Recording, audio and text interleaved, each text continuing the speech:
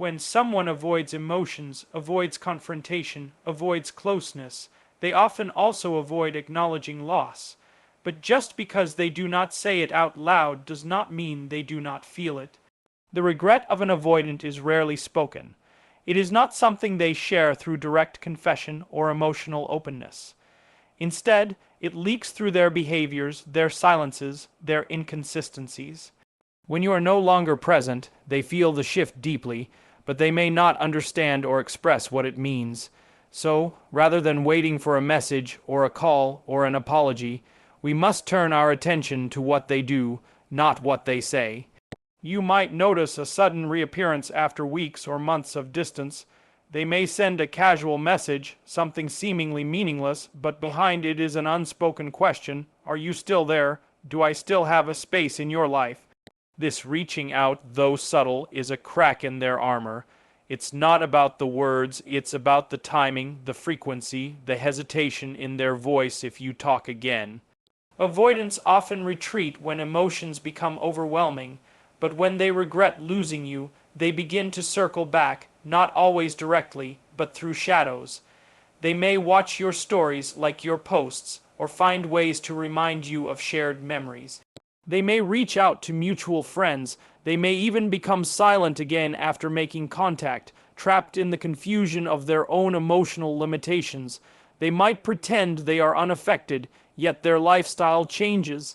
Suddenly they start doing things they once did with you, but now alone. They go to places you once visited together. They repeat phrases you used to say. Their regret does not show as sorrow on their face, but in the echoes of shared time that now haunt them. They are not ready to admit that they miss you, because to do so would mean opening the very door they have spent years learning to shut. So they live with the regret, and it shows in the inconsistencies of their behavior. They might try to replicate the connection elsewhere, but it never feels the same. They might move on quickly, but there's always something missing, and that lack grows louder in solitude. Sometimes they will reach out just to see how you respond. If you reply quickly, they feel relief but may still withdraw. If you don't respond, their anxiety surfaces. You may even find them creating conflict or tension, just to feel some form of connection with you. This is not healthy communication, but it is often their unspoken way of saying, I still care, but I don't know how to show it. You may catch them checking in on you in subtle ways, asking others how you are, stumbling into your favorite spaces, staying connected to your world without making themselves fully visible. These are not coincidences. They are fragments of regret surfacing in quiet moments. Their mind drifts to you at night, in silence, when distractions fade. That is when your absence speaks the loudest. They remember your words, your presence, your essence not in full clarity, but like a song stuck in the background of their thoughts. It's not always guilt they feel, sometimes it's emptiness, a sense that something meaningful slipped away because they were too scared to open their heart fully. That regret stays. They try to convince themselves they are fine. They dive into work, into distractions, into anything that keeps them from sitting with the stillness that reminds them of you. But stillness always returns, and in that stillness they feel it. The weight of what was lost. The warmth that is no longer there. If you pay attention, their regret becomes visible in these little shifts. It's in their reaction when your name comes up. It's in the way their eyes change when you walk into the room. It's in the pauses between their sentences when they think of what to say to you. They may struggle to find the words, not because they don't care, but because they care more than they are willing to admit. They don't want to be vulnerable, so they keep their guard up. But that guard starts to crack when they truly realize what they lost. The emotional distance they once created becomes a prison of their own making. And while they may not run to you with open arms, the longing becomes a silent fire inside them. They regret not choosing differently, not speaking sooner, not being brave enough to stay. This is how you know, not by asking, but by watching. The way they behave around others versus when you are near. The way they talk about the past. The way they overcompensate or pull back.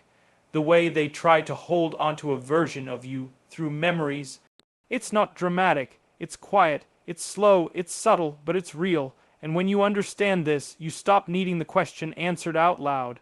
You no longer wait for them to say, "I miss you," or "I regret losing you," because you've already seen it in the space between their sentences, in the hesitation in their texts, in the timing of their return. You understand that people speak volumes without uttering a word. And those who avoid emotions often reveal their truth the most when they are trying the hardest to hide it.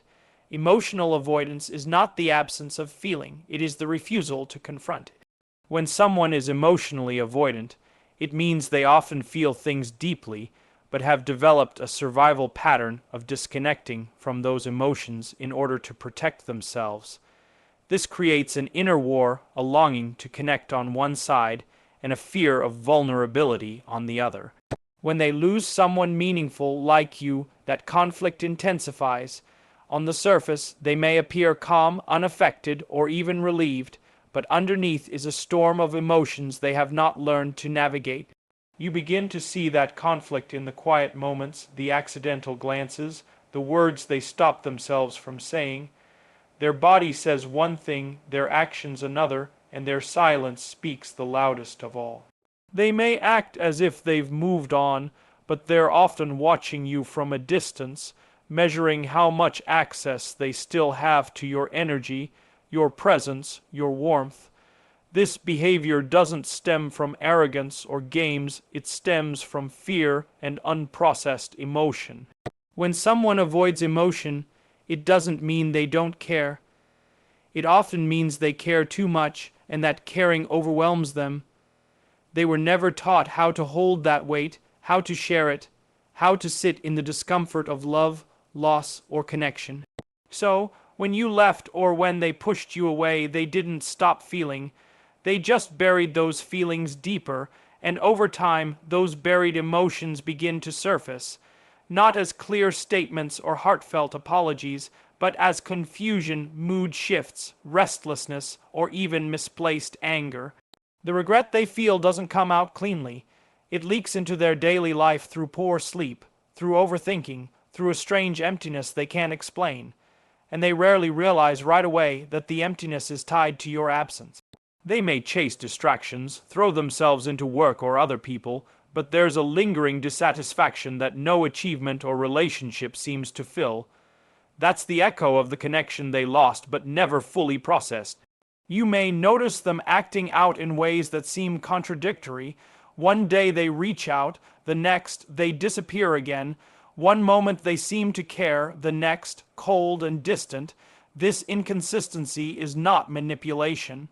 It is the battle between their emotions and their fears. They don't know how to handle closeness, so when the feeling of missing you becomes too strong, they lean in. But the moment vulnerability creeps in, they retreat again, afraid of being exposed. This push and pull is painful for both of you, but it is a direct reflection of the conflict inside them. Their emotional avoidance is a shield, not a weapon. It's something they've carried for years, maybe their whole life, and it has shaped how they relate to love and loss. When they begin to regret losing you, they don't express it directly. They might not even fully understand it themselves, but their inner world begins to change. They reflect on moments shared, on the things they didn't say, on the chances they didn't take. These reflections haunt them in quiet hours, in songs, in smells, in memories that arrive without warning. They might find themselves talking about you more than they intended, mentioning you in passing, bringing up a story or a joke the two of you shared. It might seem subtle to others, but to them, it's an outlet, a way of touching the past without stepping fully into the vulnerability of the present. If someone else mentions your name, they may respond more sharply, more defensively, or they may go silent. All these reactions are indicators of unresolved emotion. If they truly didn't care, your name would mean nothing. But avoidance doesn't erase feelings, it suppresses them, and what is suppressed grows heavier over time. They feel regret in moments when they see others with the kind of connection they once had with you. When they see someone express love openly, it reminds them of what they couldn't do. It reminds them of you.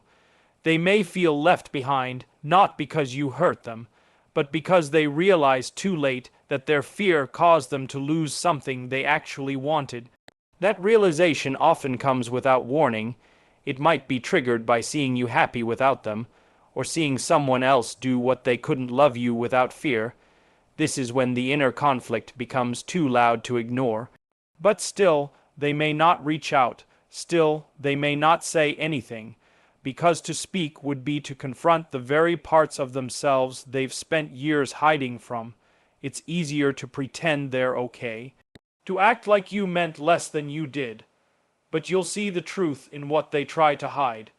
You'll see it in their hesitation, in their presence when they don't need to be present, in the ways they still try to remain connected without truly connecting.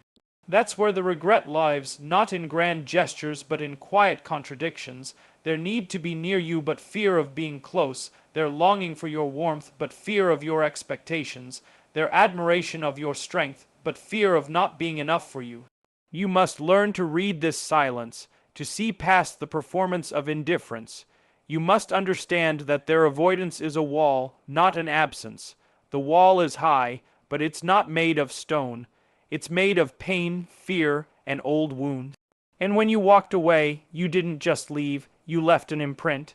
You left a memory of safety, of challenge, of love, and that memory stays with them not as something they talk about, but as something they feel every time they try to replace what they lost and find it missing. Regret doesn't need a stage, it doesn't need a speech, it just needs stillness. And if you've ever loved an avoidant, then you know they are never still for long unless something truly shakes them. Losing you did, but their pride and patterns may never allow them to admit that out loud. You don't need to ask them, you just need to know how to listen with your eyes.